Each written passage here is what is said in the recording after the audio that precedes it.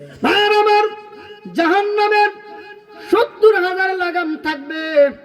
আল্লাহ রাব্বুল আলামিন সূরা ফজরে বলেন, ওয়াজিআ ইয়াউমা ইযিম বিজাহান্নাম।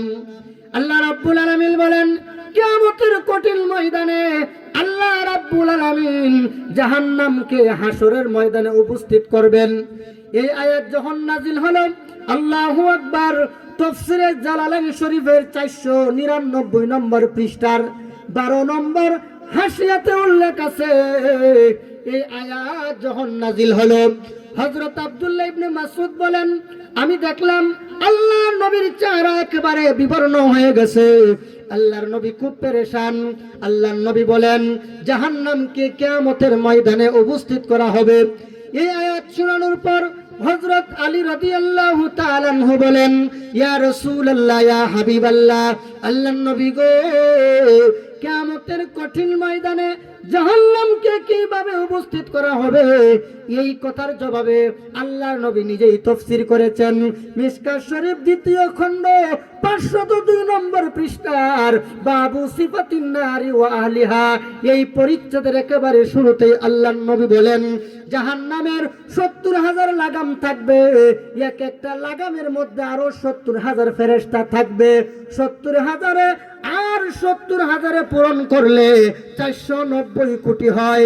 ৪৯০ কোটি ফেরেশতা জাহান্নামের লাগাম ধরে টেনে হেসড়ে জাহান্নামকে কিয়ামতের কঠিন ময়দানে উপস্থিত করবেন। আল্লাহু আকবার।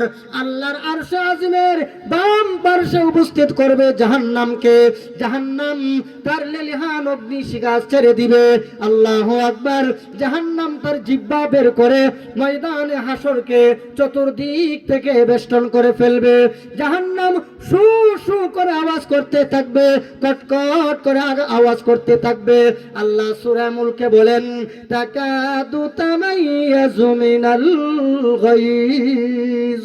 আল্লাহ রাব্বুল আলামিন বলেন, জাহান্নাম গুসায় ফেটে যাবে। আল্লাহু আকবার। কটকট আওয়াজ করতে থাকবে। এই অবস্থা দেখে সমস্ত নবীরা বলবে, আল্লাহ আমার জান বাঁচাও। নবীগণ বলবে, আল্লাহ আমার জান বাঁচাও। পীররা বলবে, আল্লাহ আমার জান বাঁচাও। মা বাবা বলবে, আল্লাহ আমার জান বাঁচাও।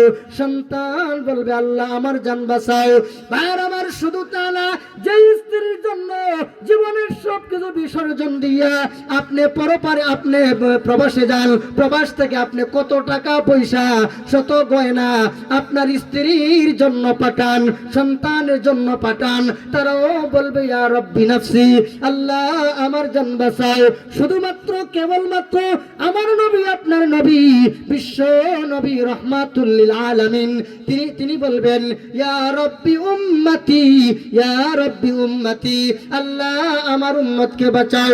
এইভাবে কিয়ামতের কঠিন ময়দানে সবাই আতঙ্কিত হয়ে যাবে।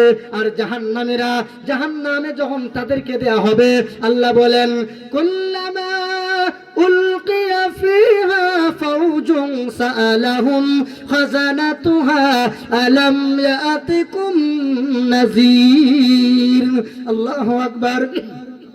আল্লাহ রাব্বুল আলামিন বলেন, জাহান্নামে যখন জাহান্নামীদেরকে নিক্ষেপ করা হবে, বেনামাজির দলকে নিক্ষেপ করা হবে, সুদখোর ঘুষখোর মদখোরকে যখন নিক্ষেপ করা হবে, তখন তাদেরকে বলা হবে, রে বেনামাজির দল, রে সুদখোরের দল, ও ঘুষখোরের দল, ও আরেকজনের জমি দখলকারী, তোমাদের এলাকায় কি জীবনে কোনোদিন জাহান্নামের ভয়াবহতা নিয়ে কোনোদিন কি ওয়াজ হয় নাই? তখন জাহান্নামীরা বলবে, ক্বালু বালা, হ্যাঁ হয়েছিল। তারা বলবে, আল্লাহ দুনিয়ার জীবনে আমরা ওয়াজ শুনি নাই, উলামায়ে কেরামের কথা শুনি নাই। একদল বলবে, আল্লাহ দুনিয়াতে আমি অপকর্ম করেছিলাম আমার নেতার কারণে।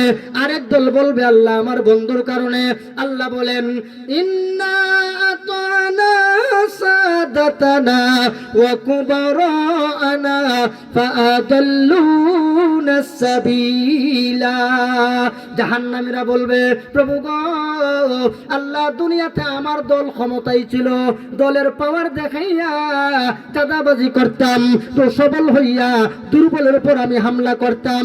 আয় আল্লাহ তাআলা, আমরা ছিলাম, আমরা দুনিয়াতে আমাদের বড় ভাইদের অনুসরণ করতাম, নেতাদের অনুসরণ করতাম, এই কারণে আজকে আমরা জাহান্নামী হয়ে গেছি।